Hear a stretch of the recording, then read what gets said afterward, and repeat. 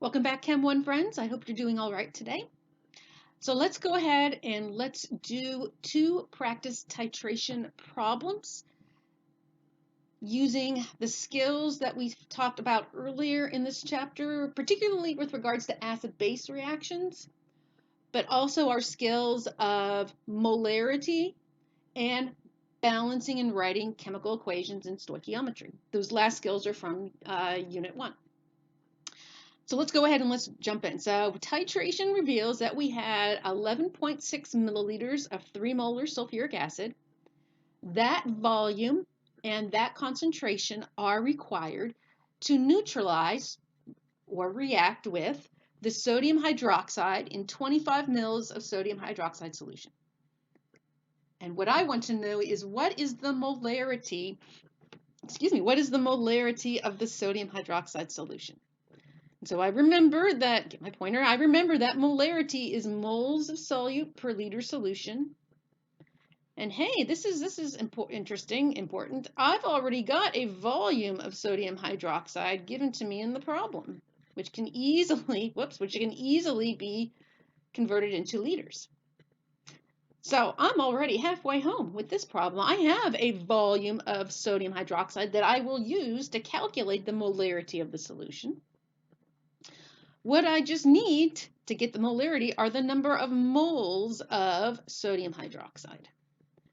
And sadly, reading the problem, I didn't give you specifically the moles of sodium hydroxide. I gave you a volume and a concentration of the reactant sulfuric acid.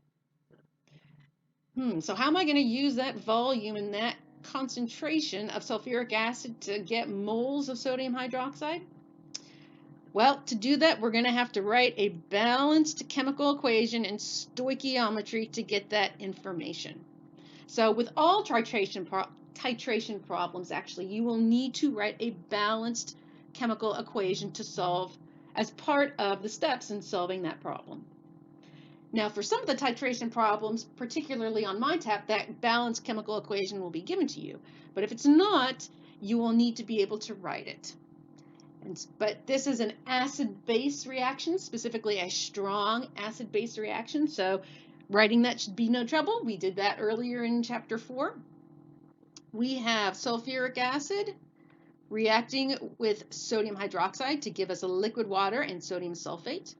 Those are the products of this double displacement acid-base reaction. Got the states from the solubility rules. And so after writing that chemical equation, we need to balance it by putting 2's at the appropriate places. And then we can go ahead and start to use our stoichiometry skills along with this definition of molarity to solve for moles of sodium hydroxide and then go ahead and find the molarity. So I'm going to start by using the given information from the sulfuric acid, specifically the molarity of the sulfuric acid, which is 3.0 molarity, or 3 moles per liter, multiplied by the given volume in liters of sulfuric acid. Doing that gives me moles of sulfuric acid. It's not moles of sodium hydroxide, which is what we eventually want, but we're getting closer to moles of sodium hydroxide because we need that information along with the coefficients of the balanced chemical equation. Specifically, for every 1 mole of sulfuric acid, there are 2 moles of sodium hydroxide. My moles of sulfuric acid cancel to give me moles of sodium hydroxide. And hey, now I've got my moles of sodium hydroxide. I said up here I had the volume of sodium hydroxide, which can easily be converted into liters. There's 1,000 milliliters in 1 liter. And so doing that, well, taking the moles of sodium hydroxide, dividing by the liters of sodium hydroxide gives us a molarity of 2.78. Molarity sodium hydroxide. So to solve this acid-base titration problem, we needed to be able to write a balanced chemical equation, use the definition of molarity to find moles of, in this case, sulfuric acid, and then coefficients of the balanced equation to find moles of sodium hydroxide. Finally, dividing by the volume of sodium hydroxide to get molarity. So that's the approach for titration problems when asked for molarity of a reactant. What about if I asked you for amount of reactant, not molarity, but grams? So in this final example for this little vignette, I want to know how many grams of calcium hydroxide are needed to neutralize, or it's a fancy word to say react with, 25 mils of 10th molar nitric acid. So I read that problem and I think, I see a reaction happening of a strong base, you need to memorize from chapter 4, with a strong acid. So I'm going to write a balanced chemical equation to do that, because this is going to be an acid-base reaction. It's going to be like a titration reaction. So I'm going to write my acid-base reaction, making sure that I balance it appropriately. And so from this double displacement acid-base reaction that is now balanced, I can start to do stoichiometry to find how many grams of calcium hydroxide I have. So to get to grams of calcium hydroxide, it would be great if I had moles of calcium hydroxide. I didn't give you that information, but hey, I can get to moles, chemist's favorite unit, by doing stoichiometry, by taking the information given with regards to the other reactant. Yes, there does need to be a 2 there. Taking information about the two reactants, the reactant specifically of nitric acid. I'm going to take the concentration of nitric acid, multiply by its volume in liters. Doing that, you can think about this as like being over 1.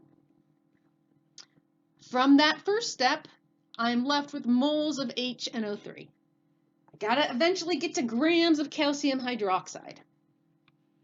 Well, I'm at moles of one species. How can I get to moles of calcium hydroxide?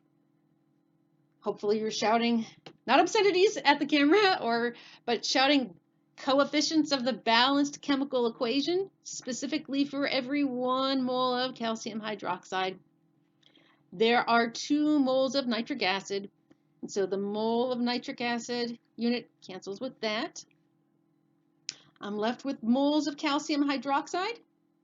One more step to get to what I'm needed with grams. So going from moles of species to grams of that same species, molar mass to the rescue. Whoops, I was a little too quick there. So 1 calcium plus 2 oxygens plus 2 hydrogens, 74.10. My mole of calcium hydroxide cancels. I'm left with grams. So to get this final answer of 0.0926, in your calculator, 0.1 multiplied by 0.025, divide by 2, multiply by 74.10 to get your final answer of grams of calcium hydroxide. So those are 2 example titration problems using molarities and acid base. These titration problems, I think they're a good way to end this chapter because they really, I think, summarize a lot of the concepts that were talked about in this chapter as well as in Unit 1. So I haven't made the exam for Unit 2 yet, but there will definitely be a longer type question on titrations where you're going to have to show me your work in multiple steps. There are other examples of titration problems, obviously in MindTap and on your worksheets on Canvas as well. So I would encourage you to try those and check your answers. I will post the answers to those for the worksheet ones. And that, my friends, is the end of Chapter 4.